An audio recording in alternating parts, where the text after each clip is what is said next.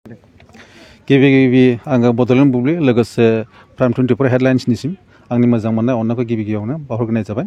जोंहा सनापुर गामि सनापुर बर' LP school लोगोसे ब्रह्म धोरोम बियो फैयै फैयै दिनै 50 बोसोर बैसोआव आगान होबाय। दा जों बे हिसाबै जोङो दिनै गल्डेन जुबलि सेलिब्रेसन साननैनि हाबाफारि लानानै जोङो खुंफुंनो थाखाय आखायाव लादों। दिनै गिबि खेब बे गिबि खेबाव जोंहा फुंनि 6 बाजिनिफ्रायनो जिहेतु माखासे हाबाफारि दंखायो हिसाबै बेखौ जोङो मावफुंनो हाबाय।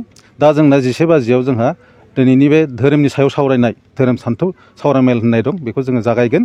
आरो बिनि उनाव जोंहा मोनायाव कालचार दङ आरो जोंहा गाबोननि माखासे हाबाफारि बायदि होखानाय दङ। दा बे हिसाबै जोंनि गामिनि जेसेबां दावगानांगौ खामानि मावनांगौ दं, मडेल भिलेज बानायनायनि खोथा दं, जों बिदिनो गामियारि थासारिफोरनि स्टुडेन्टफोरनि सायाव फरायसाफोरनि सायाव जों माखासे जोंनि जिहेतु रोंगौथि बेखौ जों एसे होलांनो सानदों, जाहाथे फिउचाराव सनापुरा सनापुर बायदियैनो मोजाङै मोजां थाबाय थाथों होननानै जों आसा खालामो। आरो लोगोसे बेनो जोंनि गामिनि थासारिफोरनि सायाव जिहेतु जोंहा माखासे डेभेलपमेन्ट माखासे मावनांगौ दं, बेफोरखौ जोङो थागिदा होलांनो थाखाय साबायखर। मानो होनबा बिथांमोनखौ जोङो लेंहरदों, लेंहरनानै बिथांमोना फैनानै टाइम बायदियै गावनि मावनांगौ हाबाफारिखौ मोजाङै मावलांदों।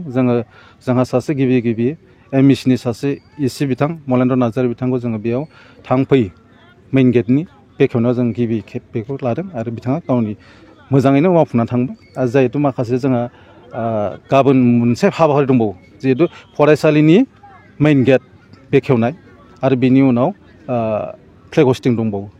आं बेखौनो बुंगोन दिनैनि दिनाव, मानो होनोब्ला जाय बिथांमोना माखासे खामानि मावलाङो बिथांमोननि सायावनो बेस खालामनानै जोङो जेसे हागौ जोंनि फैबाय थानाय फंबाय बिनानावमोननो जाहाथे जोङो मोजां खामानि मावलांनो हायो, जाथिनि सायाव लेखा फरानि सायाव जिखुनु बिथिङावनो जाहाथे मोजाङै मोजां जोङो बिथांमोननो साजेसन होलांनो हायो होननानै आं आसा खालामदों। ओमफ्राय बिनि जोबथारनायाव गाबोननि गेवलां मेलाव गाहाय आलासि महरै नोंथांमोननियाव सोर नुजाथिफैगोन? जोंनियाव गाबोननि हाबाफारियाव गिबियै गाहाय आलासिया जाहैबाय बिअ आरो जनाय साब डिभिजननि बिथाङा, आरो एपइन्टेड स्पिकार हिसाबै जोङो ललित चन्द्र बर' बिथांखौ लेंहरनाय जादों। बिथाङा एसपि बड' हाइ स्कुलनि लेङाइ फोरोंगिरि।